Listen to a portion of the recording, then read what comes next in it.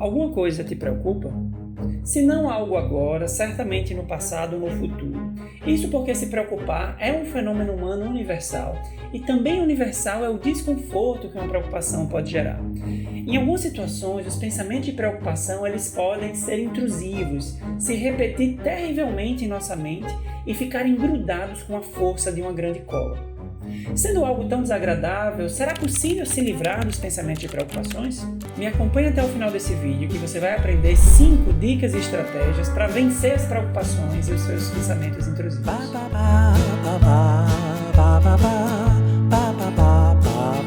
Olá, eu sou o Dr. Tiago Bezerril, médico psiquiatra, e aqui eu te ajudo a entender melhor sobre psiquiatria e saúde mental. Se você gosta de conteúdos como esse, já se inscreve no canal para acompanhar os próximos vídeos e ficar por dentro desses assuntos. E eu já vou aqui para a primeira grande dica, que é: não tente se livrar das preocupações apenas tentando esquecê-las.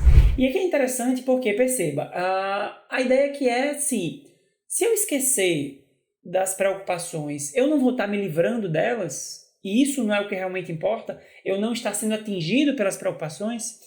De alguma forma, se fosse possível apenas apertar um botão e esquecer a preocupação, de fato, talvez fosse um caminho mais fácil para ficar confortável. Mas o fato é que não é possível esquecer verdadeiramente, de forma imediata, uma preocupação. Porque se é uma preocupação, tem um valor emocional. A gente não se preocupa com algo de forma aleatória. Aquilo para a gente, para o indivíduo que está se preocupando, aquilo tem algum valor emocional.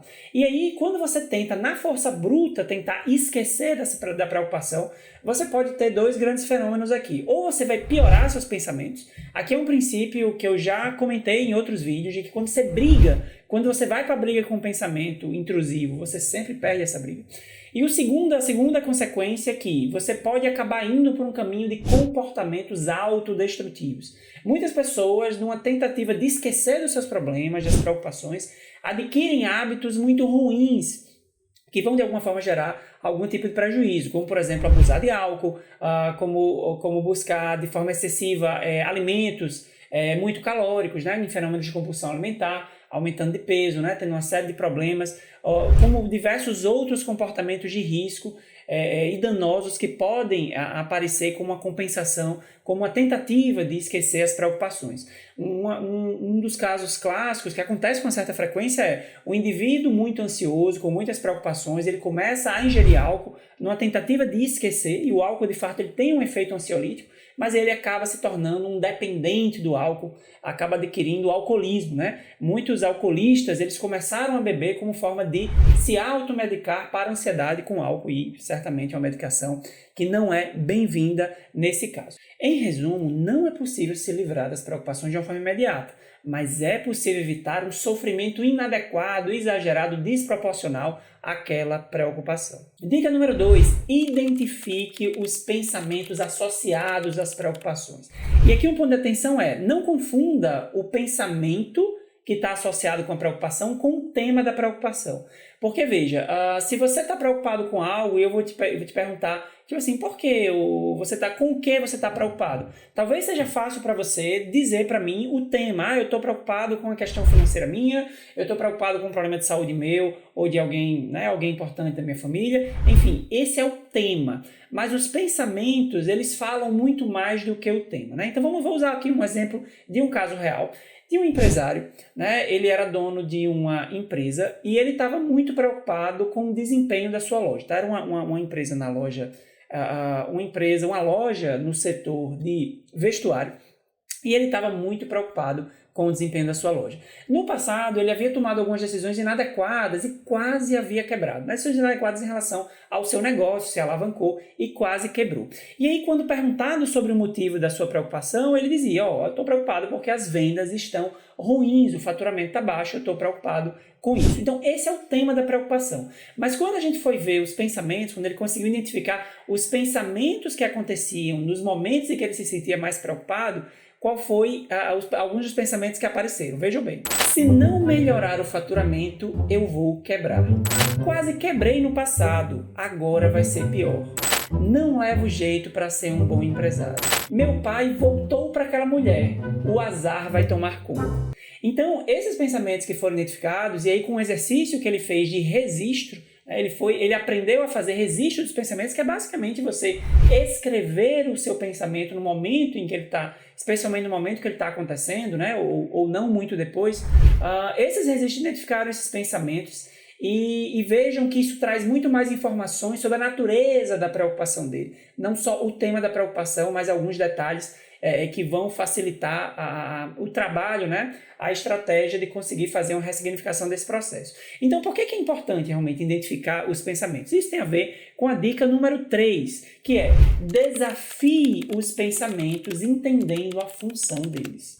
Veja, depois de você conseguir ter aprendido a registrar, né, ter conseguido estar dominando a técnica de registro de pensamento, estar registrando seus pensamentos, você vai analisar, você vai olhar para esses pensamentos e aí você vai desafiar os pensamentos. Percebam que desafiar é diferente de brigar. Como eu já comentei num outro momento, em outros vídeos, brigar com o pensamento, ir para a briga, para o confronto, você nunca vai sair vencedor. Então você precisa desafiar fazendo um diálogo, né? E o desafio ele precisa levar em conta uma base mais racional, né? Então veja, aqui não é um julgamento, perceba. Não é você olhar para o pensamento e dizer, não, nada a ver esse pensamento, que coisa sem noção, tá? Não é assim que funciona. É você olhar para o pensamento como se fosse uma pessoa falando com você e você conseguir debater com esse pensamento. Tipo assim, quais são as evidências, né? E aí, veja, eu vou dar o exemplo aqui dos pensamentos que a gente viu dessa pessoa, que eu estou usando como exemplo. Eu vou destacar 2 pensamentos para mostrar para vocês como é que se trabalha dessa forma, né? Um dos pensamentos aqui é, se não melhorar o faturamento, eu vou quebrar. E aí algumas perguntas que você pode fazer para esse pensamento é, por que é inevitável quebrar? Né? Por que quebrar é inevitável se o meu faturamento não ficar a contento nesse momento? Outra questão é, será que eu posso buscar ajuda? Será que é possível buscar ajuda, algum tipo até mesmo de assessoria, né? Ou algum tipo de forma de suporte para esse momento de dificuldade? Uma outra questão para colocar nesse pensamento é, muitos empresários passam por situações difíceis e sobrevivem, né? Isso é fato, né? E aí uma quarta questão é, a economia ela funciona em ciclos. Então, se eu estou passando por uma situação difícil, e isso pode ter a ver com o contexto econômico, é um ciclo, é uma fase. Se eu conseguir usar a estratégia correta, eu vou sobreviver e vou conseguir superar essa dificuldade. O outro pensamento, né, como exemplo aqui que a gente pode fazer o confronto é, meu pai voltou para aquela mulher, o azar vai tomar conta. E aqui para explicar para vocês o contexto, né, o que acontecia aqui, o pai desse indivíduo, ele tinha, né, ele era separado da mãe e tal, ele estava vivendo um outro relacionamento muito conturbado, por sinal, e esta pessoa, né, essa nova namorada dele, era vista com muito maus olhos pelos filhos, né, e se criou uma ideia, né, o próprio pai, né, o pai desse indivíduo que tinha essa namorada, criou uma ideia de que esta pessoa, esta mulher, ela dava azar, ela trazia azar para a vida da família, especialmente a vida profissional, a vida financeira. E a questão é, né, ele teve a notícia de que, né, o pai estava separado desta mulher e eles voltaram o relacionamento. E aí a pergunta é, qual é a evidência realmente de que o fato do meu pai estar se relacionando com essa mulher vai trazer azar para a minha vida, né? Isso é a outra questão. Tá, uma vez que eu acredite que isso seja possível, né, ou que isso seja provável, será que influências negativas, né, que vêm de forma externa, elas podem ser neutralizadas, né, porque isso é uma questão importante, né?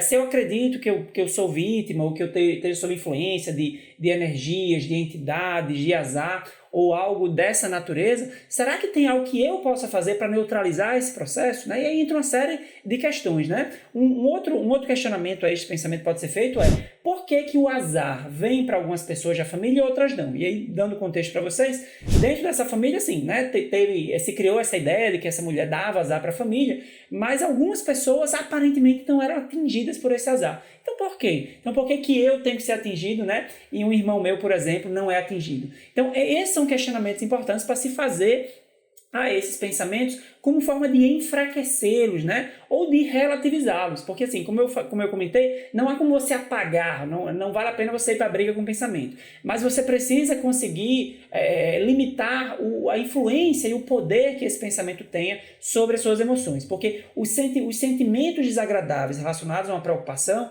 eles estão muito relacionados a esses pensamentos que ficam se repetindo na mente, né? Alimentando esse processo de preocupação.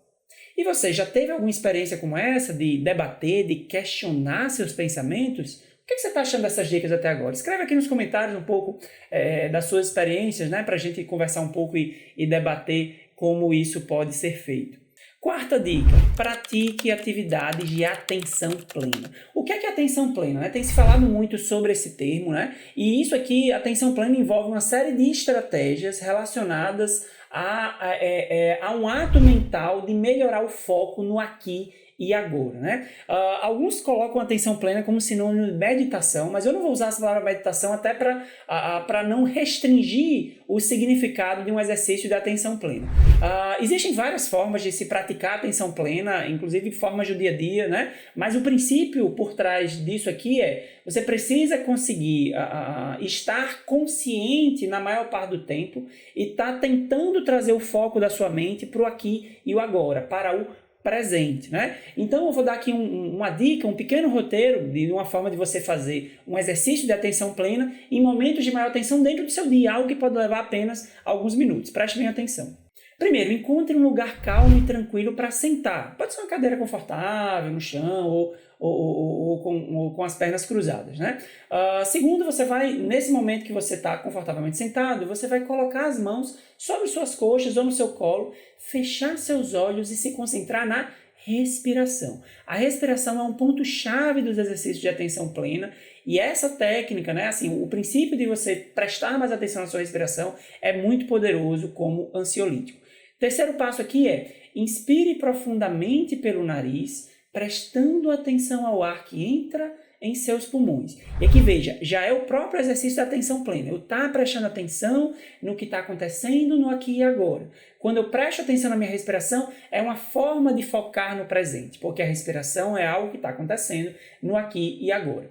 Quando você tiver inspirar profundamente, segura a respiração com o pulmão cheio por alguns segundos. Depois disso, expira lentamente pelo nariz, prestando atenção ao ar que sai pelos seus pulmões. Então veja que o foco da sua atenção está o tempo todo no aqui e agora. Você vai repetir esse processo de inspirar, segurar uns segundos e expirar por algumas vezes, prestando sempre atenção na sua respiração, o tempo todo. E aí o que é que vai acontecer, especialmente para quem não está acostumado com esse tipo de exercício? A sua mente ela tenderá a divagar. O seu foco ele vai tender a sair desse processo da respiração. Mas o que é que você faz? Não se preocupe, não brigue com a sua mente. Você apenas vai conduzir gentilmente o foco da sua atenção para a respiração. De alguma forma eu quero dizer que é normal que o seu foco saia um pouco daquele lugar. Mas esse é o exercício. É o exercício de você conduzir gentilmente a sua mente para o aqui e o agora. E você vai observar, fazendo esse exercício, todos os dias, veja que pode durar apenas alguns poucos minutos. Isso aqui te dá uma tranquilidade, te ajuda a quebrar um pouco aquele momento de tensão daquela preocupação excessiva.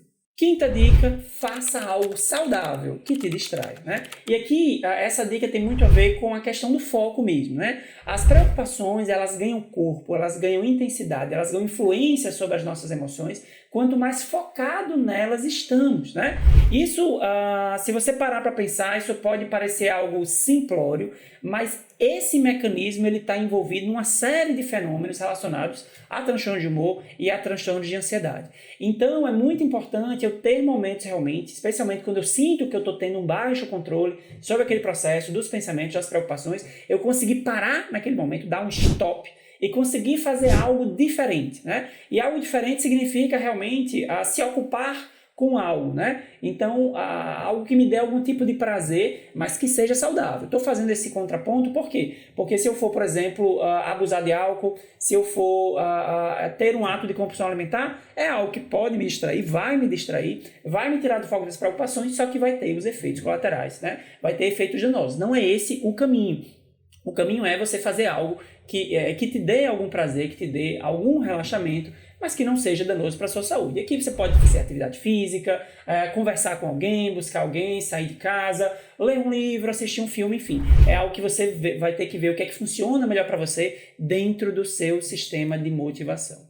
E aí, o que é que achou dessas dicas? Alguma delas faz sentido para você? Você já praticou alguma delas? Escreve aqui um pouco as suas experiências. Você pode continuar aprendendo mais sobre esses assuntos. Eu vou colocar aqui 2 vídeos para você. Se você quiser continuar entendendo, aprendendo mais sobre pensamentos, né, como lidar com pensamentos e com ansiedade, eu vou colocar aqui as opções. Também vai estar aqui na descrição do vídeo. Se ficou alguma dúvida, você pode deixar aqui para mim que eu vou ter o maior prazer em te responder e eu te encontro no próximo vídeo.